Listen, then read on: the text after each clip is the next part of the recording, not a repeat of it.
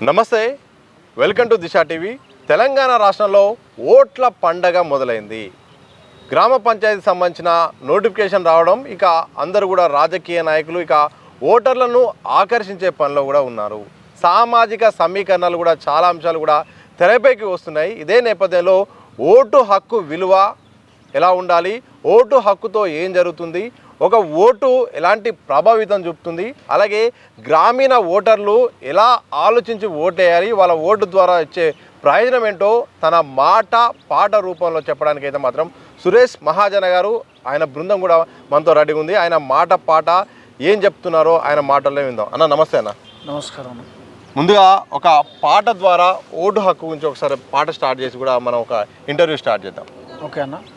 వెనుకటి కాలములో ఓటు రాజులకే ఉండేదంట, ప్రజలందరూ వాళ్ళ కింద బందీలుగా బతికిరంట. ఆ చీకటి యుగములోనే అంబేద్కర్ పుట్టేనంట, ఆకలి అవమానాలను అధిగమించి నిలిసేనంట. బానిస బతుకన్నాలని బతుకంతా పోరాడి ఓటు హక్కు మనలకిచ్చి స్వతంత్రులుగా చేసినాడు.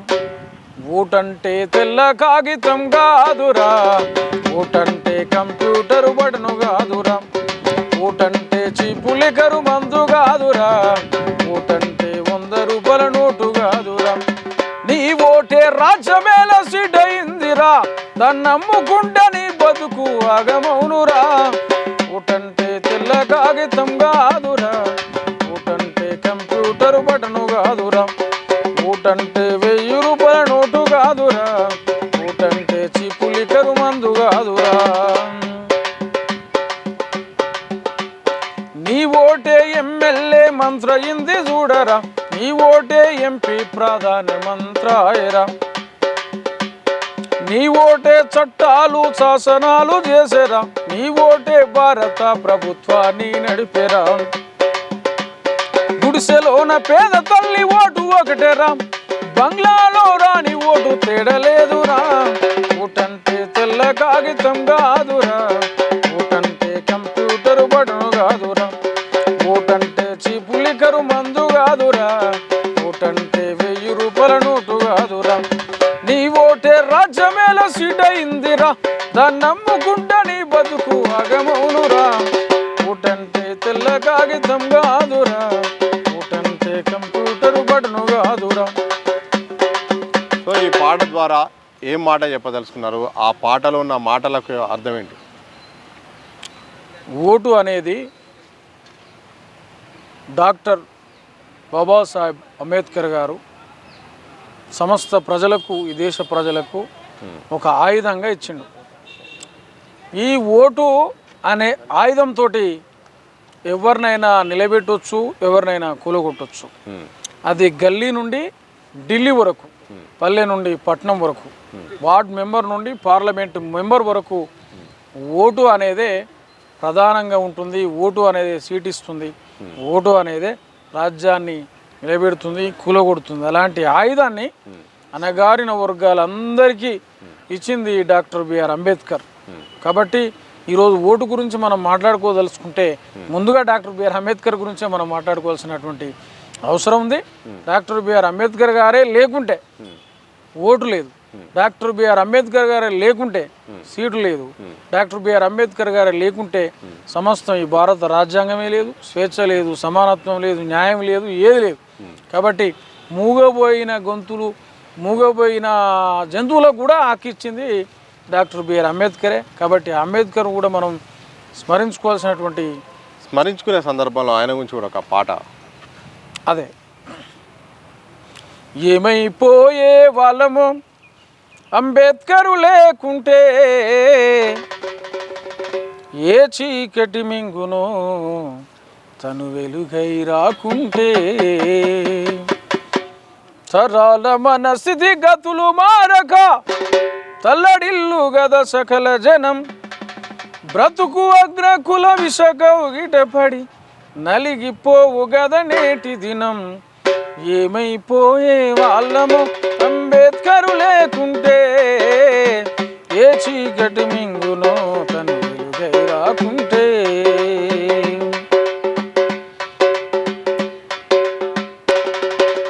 అడుగు అడుగు తను అనుభవించిన బాధలు తలసి భావితరాల భవిష్యత్తు అంతా ముందే తెలిసి తన నెత్తుటి చుక్కలు లక్షల అక్షరాలుగా మార్చాడు. భారత దళ నొదిటి రాతను అంబేద్కరు మార్చాడు. ఏమైపోయే వాళ్ళము అంబేద్కరు లేకుంటే, ఏ చీకటి మింగును తను వెలుగై రాకుంటే, ఏ చీకటి మింగును తను వెలుగై రాకుంటే.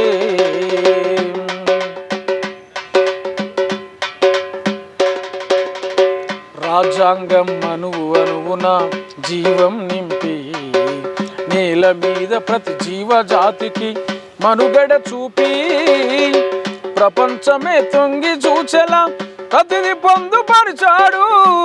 విశ్వములో ఉన్న జ్ఞానులకు గురువులాగా మారాడు.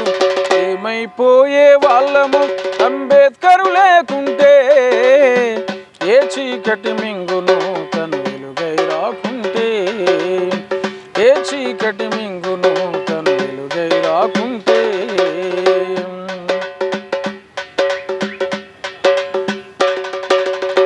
తెలుసుకొని తెలుపగరండి ఆయన చరిత, గొంతెత్తి వినిపించు మహనీయుని ఘనత. నిన్న నేడి రేపటి తరాల మార్చిన దూత, రాజ్యాంగం అందరికిచ్చిన అందరి నేత. ఏమైపోయే వాళ్ళము అంబేద్కరు లేకుంటే, ఏ చీకటి మింగును తను వెలుగై రాకుంటే, ఏ చీకటి మింగును తను వెలుగై రాకుంటే. సో ఎన్నికల్లో సామాజిక సమీకరణాలు చాలా కీలకంగా ఉంటాయి. అలాగే బడుగు బలహీన వర్గాల ఓటర్లే ఎక్కువగా కూడా ఈ యొక్క స్థానిక సంస్థల ఎన్నికల్లో ఉంటాయి. మరీ ముఖ్యంగా సర్పంచ్ వార్డు మెంబర్ల నేపథ్యంలో మరి ఇలాంటి సందర్భంలో ఆయా కులాలు వాళ్లకు ప్రాతినిధ్యం దక్కాలంటే ఎలా ఆలోచించాల్సిన అవసరం ఉంటుంది, ఆయా సామాజిక వర్గాల ఓటింగ్ కానీ నాయకత్వం కానీ ఏ రూపంలో ఉండాల్సిన అవసరం ఉందో మాట పాట రూపంలో. అయితే ఈరోజు జరగబోతున్నటువంటి స్థానిక ఎన్నికల్లో దాదాపు 52% బీసీలు ఉన్నారు. 52% బీసీలకు రావాల్సిన రిజర్వేషన్లు వాటా రాలేదు అనే బాధలో నుండే ఇవి ఎన్నికలు జరుగుతున్నాయి. కాబట్టి మనం వేసే ఓటు ఖచ్చితంగా నిజాయితీగా ఉండాలి, నిజాయితీకి ఓటు వేయాలి. ఆ నిజాయితీకి ఓటేస్తున్నటువంటి క్రమంలో మన ఓటు ఒక ప్రశ్నలాగా ఉండాలని సందర్భంగా తెలియజేస్తున్నాం.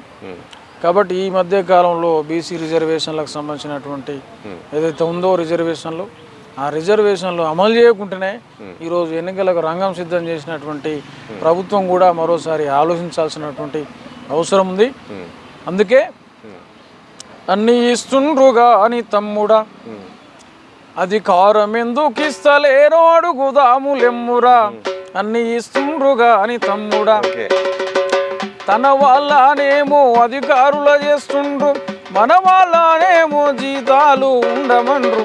అన్నీ ఇస్తుండ్రుగా అని తమ్ముడా, అధికారం ఎందుకు ఇస్తలేరో అడుగుదాములెమ్మురా. అన్నీ ఇస్తుండ్రుగా అని తమ్ముడా. గొల్ల కుర్మలకేమో గొర్రెలు మేకలిచ్చినారు, ఏమి లేనొల్లనేమో బర్లగాయమన్నారు. గొర్రెలను బర్లనేమో మనకప్ప చెప్పినారు, అధికార పగ్గాలు వాళ్ళు పట్టుకున్నారు. అన్నీ ఇస్తుండ్రుగా అని తమ్ముడా, అధికారం ఎందుకు ఇస్తలేరో అడుగుదాములెమ్మురా. అన్నీ ఇస్తుండ్రుగా అని తమ్ముడా. మాది గొల్లానేమో చెప్పులను అమ్మవన్రు, ఒడెరుల్లానేమో బండగొట్టి బతుకమన్రు. సాగలుల్లానేమో బట్టలను ఉతుకమన్రు, సాలుల్లానేమో బట్టలను నేయమన్రు.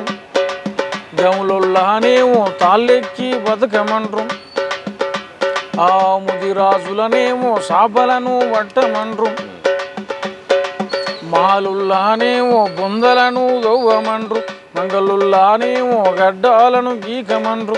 అన్నీ ఇస్తుండ్రుగా అని తమ్ముడా, అన్నీ ఇస్తాం, కానీ అది మాత్రం ఏమంటారు, ఏది అధికారం. ఈరోజు బీసీ రిజర్వేషన్ పక్కకు పెట్టి మరి వాళ్ళకు అనుకూలమైనటువంటి ఎన్నికలను, స్థానిక ఎన్నికలు తీసుకొస్తారు కాబట్టి దీన్ని ఖచ్చితంగా మేము ఖండిస్తున్నాం, 100% ఖండిస్తున్నాం. ఒకవేళ ఎన్నికలు జరగాల్సి ఉంటే ఖచ్చితంగా బీసీలకు రిజర్వేషన్లు అయి ఉండాలి, చేసి ఉండాలి. చేయకుంటే మరో పోరాటం అది గలి నుంచే స్టార్ట్ అవుతుందని ఈ సందర్భంగా నేను తెలియజేస్తున్నాను. రాజ్యాంగం మీద ఏమైనా పాట పాడగలుగుతారా? ఎందుకంటే రాజ్యాంగం ద్వారానే ఇప్పుడు దేశం అంతా నడుస్తుంది. ఈరోజు ఎంతో న్యాయం జరుగుతున్న, చట్టాలు అమలు అవుతున్నా కానీ ఆ రాజ్యాంగం యొక్క ఫలమే, అంబేద్కర్ యొక్క ఫలమే. మరి ఆ రాజ్యాంగాన్ని దృష్టిలో పెట్టుకొని ఎన్నికలకు, ఓట్లకు ఉన్న ప్రాధాన్యత. రాజ్యాంగం అంటే మనం ఆల్రెడీ డాక్టర్ బిఆర్ అంబేద్కర్ గురించి మనం వాడుకున్నాం. అదే టైంలో భారత రాజ్యాంగం బడుగుల రాజ్యాంగం, బడుగుల రాజ్యాంగం, భారత రాజ్యాంగం, భారత రాజ్యాంగం బడుగుల రాజ్యాంగం, బడుగుల రాజ్యాంగం, భారత రాజ్యాంగం. అందరి రాజ్యాంగం ఆయుధము, ఇది అందరి రాజ్యాంగం ఆయుధము, భారత రాజ్యాంగం బడుగుల రాజ్యాంగం, బడుగుల రాజ్యాంగం, భారత రాజ్యాంగం, బడుగుల రాజ్యాంగం, భారత రాజ్యాంగం. స్వేచ్ఛా సమానత్వం ఇచ్చే రాజ్యాంగం, అన్ని వర్గాలకు ఉండే రాజ్యాంగం, భారత రాజ్యాంగం, భారత రాజ్యాంగం, బడుగుల రాజ్యాంగం, భారత రాజ్యాంగం, బడుగుల రాజ్యాంగం, భారత రాజ్యాంగం. మూగబోయిన గొంతుకలకు భారత రాజ్యాంగం, మూగబోయిన గొంతుకలకు భారత రాజ్యాంగం, ముక్కోటి దేవుళ్లకు భారత రాజ్యాంగం, భారత రాజ్యాంగం, బడుగుల రాజ్యాంగం, బడుగుల రాజ్యాంగం, భారత రాజ్యాంగం, భారత రాజ్యాంగం, బడుగుల రాజ్యాంగం, బడుగుల రాజ్యాంగం, భారత రాజ్యాంగం. రాజ్యాంగం లేకుంటే రాజ్యమే లేదురా, రాజ్యాంగం లేకుంటే రాజ్యమే లేదురా, రాజ్యాంగమే ప్రాణము, రాజ్యాంగమే రక్షణ, రాజ్యాంగనిగా ఆ రాజ్యాంగంగా పాడారణము చెయ్యాలేరా, రాజ్యాంగంగా పాడారణము చెయ్యాలేరా. ఇది భారత రాజ్యాంగం. భారత రాజ్యాంగంలో న్యాయమైనటువంటి సూత్రాలను ఆమోదించకుంటే, అమలు చేయకుంటే ఖచ్చితంగా అది ఒక ప్రజలకు తీవ్రమైనటువంటి వ్యతిరేకత, ఖచ్చితంగా అది గల్లీ నుండి మొదలైతే అనేది ఈ సందర్భంగా తెలియజేస్తున్నాం. ఇంతకుముందు మీరు ఇంటర్వ్యూ ముందు ఒక మాట మాట్లాడారు, సర్దార్ పాపారావు గురించి మాట్లాడారు, పాపారావు గురించి. అలాగే ఆ సందర్భంలో, ఆ సందర్భానికి ఆయన దానికి కూడా ఓటుకు, రాజ్యాధికారానికి కూడా సంబంధం ఉన్నట్టు ఒక మాట మాట్లాడారు. ఏంటి ఆ పాట?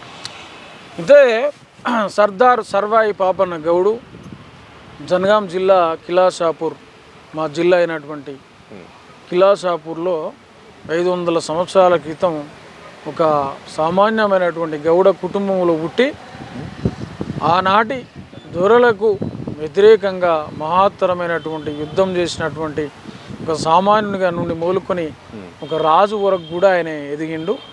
ఆ రోజు కత్తి పట్టి యుద్ధం చేసిరు, కానీ ఈరోజు ఓటు అనే కత్తితోటి ఖచ్చితంగా మన రాజ్యాన్ని మనం తెచ్చుకోవాలని ఈ సందర్భంగా తెలియజేస్తున్నాం. మన రాజ్యం అంటే బీసీ, ఎస్సీ, ఎస్టీ, మైనార్టీ, అగ్ర కులంలో ఉండబడే పేదలు 193% ఉన్నటువంటి బహుజనులు, మహాజనులు, ఈ జనానికి సంబంధించినటువంటి రాజ్యం ఈ తెలంగాణలోనైనా, ఈ దేశంలోనైనా రావాల్సిందే. ఆ రాజ్యం కోసం ఆ ఓటు ఎక్కడ మొదలవుతుందో అక్కడి నుంచే ఆ పోరాటం స్టార్ట్ చేయాల్సినటువంటి, ఓటు పోరాటం చేయాల్సినటువంటి అవసరం తెలియజేస్తూ, ఆ రోజు వాళ్ళ అమ్మ వద్దంటది ఆయనకు, యుద్ధానికి పోకు, ఏదైనా అవుతుంది ఈ పరిస్థితులు అని అంటే ఆయన ఒకటే అంటాడు, ఏమంటాడంటే, అమ్మా ఈ బతుకు బతకలేనమ్మా, రాజునై రాజ్యాన్ని పాలిస్తానమ్మా, బానిస బంధాలు తెంచేదా, మన బహుజనులకు ప్రేమ వంచేదా, నిమ్న జాతుల్లో జ్యోతినై వెలిగి చీకటి లోకాన్ని చీల్చేదనమ్మా, అమ్మా ఈ బతుకు బతకలేనమ్మా, రాజునై రాజ్యాన్ని పాలిస్తానమ్మా. అప్పుడు తన తల్లి అంటది, ఏమంటది, వద్దురా ఓ కొడుక పాపయ్యా, నాకున్న దిక్కును ఒక్కనివేనయ్యా, ఎటు వెళ్ళనని ఒట్టు పెట్టు, మన కుల వృత్తిని చేతబట్టు, పొడిసేటి పొద్దెల్ల నిన్ను చూసుకున్నా, గుండె గూటిగా చేసి నిన్ను దాచుకున్నా. అప్పుడు ఆయన ఎంత చెప్పినా వినడు. అమ్మా ఈ బతుకు బతకలేనమ్మా, రాజునై రాజ్యాన్ని పాలిస్తానమ్మా, రాజునై రాజ్యాన్ని పాలిస్తానమ్మా. ఉడుము తీరు గోలే ఊపిరి బిగబట్టి అరచేత ప్రాణంతో ఆకాశాన బాకి, గొలకు గీత పెట్టి ఇడువలొట్టిని గట్టి కార చెమటల్లోన కాటమేయకు మక్కి, మోకు ముస్తాదుల బంధాన్ని అరికట్టి కాళ్ళు జారకుండా కడువ కింద పెట్టి, అరే తాళ్ళెక్కితేమిచ్చిరమ్మా కళ్ళు గీసమ్మితేమొచ్చేనమ్మా, పస్తులుండి మన తాబేదారులయ్యి శిస్తు గుంజే ధరల మస్తు వదలాదిస్తానమ్మా. అమ్మా ఈ బతుకు బతకలేనమ్మా, రాజునై రాజ్యాన్ని పాలిస్తానమ్మా. అప్పుడు ఆయన యుద్ధానికి పోయి యుద్ధంలో విజయం సాధిస్తాడు. ఆ రోజు కత్తితోటి చేసిండు, ఈరోజు ఓటుతోటి చేయాలని మేము పిలుపునిస్తున్నాం. అయితే మా విలేజ్లో ఒక తమ్ముడు ఉంటాడు, కిరణ్ గౌడ్, అటికం కిరణ్ గౌడ్. వాడి వయసు ఈరోజు 20-30 ఏళ్ళు ఉంటాడు. ఆయన తాళ్ళెక్కుతాడు, వాళ్ళ అయ్యే తాళ్ళెక్కిండు, వాళ్ళ తాత తాళ్ళెక్కిండు, అతడు తాళ్ళెక్కుతుండు. ఈరోజు మా తాత చెప్పులే అమ్మిండు, మా నాయన చెప్పులే కుట్టిండు, మళ్ళీ మేము చెప్పుల షాప్ పెట్టుకోవాల్సి వచ్చింది. అంటే ఈరోజు అదే కేసీఆర్ ఉంటే, అదే రేవంత్ రెడ్డి ఉంటే వాళ్ళకి సంబంధించిన వారసత్వం, వాళ్ళు మంత్రివర్గంలో పోతారు, ఎమ్మెల్యేలు అవుతారు, ఏదో అవుతారు. కానీ ఈ తరం మాత్రం మళ్ళీ అదే పని చేయాల్సి వస్తుంది. కాబట్టి ఓటు అనే ఆయుధంతో నాడు సర్దార్ సర్వాయి పాపన్న గౌడ్ ఏ విధంగా అయితే ఆనాటి రాజ్యానికి వ్యతిరేకంగా యుద్ధం చేసిండో, ఈనాటి రాజ్యానికి వ్యతిరేకంగా ఓటు అనే యుద్ధంతో ఖచ్చితంగా గల్లీ నుండి ఢిల్లీ వరకు, పల్లె నుండి పట్టణం వరకు ఓటు అనేది ఆయుధం. కాబట్టి ఈ ఓటు అనే ఆయుధంతో ఒక నిజమైన రాజ్యాన్ని తీసుకొద్దాం. ఆ నిజమైన రాజ్యమే బహుజన రాజ్యం, అదే మహాజన రాజ్యం, సబ్బండ కులాలకు సంబంధించినటువంటి రాజ్యం. ఈ రాజ్యం కోసం ఈనాటి నుంచి ఏనాటి వరకైనా మేము పోరాటం చేస్తామని తెలియజేస్తూ మహాజన గలం సబ్బండ కులాల గుండె గొంతుకగా మీకు పిలుపునిస్తున్నాం. డప్పు నరేష్ అన్న, సురేష్ మహాజనగా, కవులు కళాకారులంగా మీ ముందుకు వస్తామనేది ఈ సందర్భంగా మీ దిశ టీవీ నుండి ప్రేక్షకులకు ప్రజలందరికీ కూడా పిలుపునిస్తున్నాం. ఓకే, ఎన్నికల సందర్భంగా అడగగానే ఓటర్కు చైతన్యం వచ్చేలాగా, అలాగే ఓటు తప్పకుండా ఓటు విలువ తెలిసేలాగా మొత్తానికైతే మాత్రం సురేష్ మహాజన గారు, వారి యొక్క బృందం నరేష్ గారు కూడా మొత్తం కూడా వాళ్ళ పాట రూపంలో మాత్రం ఓటర్లకు, ప్రజలకు ప్రధానంగా చర్చ వచ్చేలాగా, ఓటు విలువ తెలిసి ఓటు హక్కు వినియోగించుకునేలాగా ఒక గొప్ప సందేశాన్ని కూడా ఇచ్చే ప్రయత్నం చేస్తారు. ఇంకా చివరిగా పోదం రారో ఓటు వెయ్యబోదాము, పోదం రారో ఓటు వెయ్యబోదాము, అవినీతి అంతు తెలుసా, అక్రమార్కుల అంతు తెలుసా, ఓటంటే ఆయుధమని నిజాయితీగా వేద్దాము, పోదం రారో ఓటు వేయబోదాము, పోదం లేరు ఓటు వేయబోదాము. ఒక్కరోజు బాగోదముకు మూతి మిసాలు గీకున్నట్టు, 100కు 1000కి కోటరుకు బీరుకు అమ్ముడు పోతే మన బతుకులాగా మైతాయి, పోదం రారో ఓటు వేయబోదాము, పోదం లేరు ఓటు వేయబోదాము. కుబేరులను మనము కూకటి వేళ్ళతోటి పీకి పారేయాలి. యువతరము నవతరము ఏకం కావాలి మనం, నిజమైన రాజ్యం కై అడుగులు వేయాలి మనం, బహుజనుల రాజ్యం కై అడుగులు వేయాలి మనం, పోదాం రారో మన మహాజనుల రాజ్యం కై అడుగులు వేద్దాం లేరా. అందుకే చివరిగా జెండాలు మోసిన జనమును పోగేసిన, దండాలు పెట్టిన ప్రజలను కూడగట్టిన, కరపత్రం పంచిన పోస్టర్లు అతికించిన, మా లీడర్ వచ్చిందని మైకు పెట్టి మొత్తుకున్న బహుజన మన బతుకెన్నడు మారురో, మహాజన మన రోజులెన్నడొచ్చురం, 70 ఏళ్ళ స్వతంత్రం అంత వట్టి అబద్ధం, పదవుల వేట తప్ప ప్రజాస్వామ్యం ఎక్కడిది, అయ్య దిగితే కొడుకెక్కి ఆస్తులెన్నో పెంచుకుండ్రు, అందిన కాడి కల్లా దాసుకుండ్రు, బహుజన మన బతుకెన్నడు మారురో, మహాజన మన రోజులెన్నడొచ్చురో. మన రోజులు రావాలంటే యువతరం నవతరం విద్యార్థులు, తెలివి కళ్ళోళ్ళు, నిజాయితీ పరులందరూ నిలబడి కొత్త తరం రావాలి, మరో తరాన్ని నిర్మించాలి, మన రాజ్యాధికారం తీసుకురావడం తెలియజేస్తున్నాం. థ్యాంక్ యూ, మీ విలువైన సమయాన్ని సందేశాన్ని కూడా ఇచ్చినందుకు. మరి ఓటర్లు ఆలోచించాల్సిన అవసరం కూడా ఉంది. తప్పకుండా ఓటు హక్కు విలువ తెలుసుకొని ఆవేశపడవద్దు, అలాగే ఆకర్షణ కూడా లోను కావద్దు. అధికారమే లక్ష్యంగా, అలాగే అభివృద్ధి లక్ష్యంగా, బహుజన రాజ్యమే లక్ష్యంగా ఓటు వేయాల్సిన అవసరం ఉందంటూ కూడా సురేష్ మహాజన గారు అలాగే వారి బృందం అయితే మాత్రం మాట పాట రూపంలో ఒక ప్రజలందరికీ అవగాహన కల్పించే ఒక ప్రయత్నం అయితే చేశారు. చూడాలి మరి ఒక గ్రామ స్థాయిలో రాష్ట్ర వ్యాప్తంగా జరుగుతున్న ఎన్నికల్లో మరి ఓటర్లు ఎటువైపు ఆలోచిస్తారో మరికొద్ది రోజుల్లో తెలిసే అవకాశం ఉంది. ఏదైనప్పుడు కూడా ప్రతి ఒక్కరూ తమ ఓటు హక్కు వినియోగించుకోవాలి, ప్రజాస్వామ్యాన్ని కాపాడుకోవాలనే ఒక మెసేజ్ను మాత్రం ఈ మాట పాట ద్వారా అయితే ఇచ్చే ప్రయత్నం అయితే చేస్తున్నారు. చూస్తూనే ఉండండి దిశ టీవీ.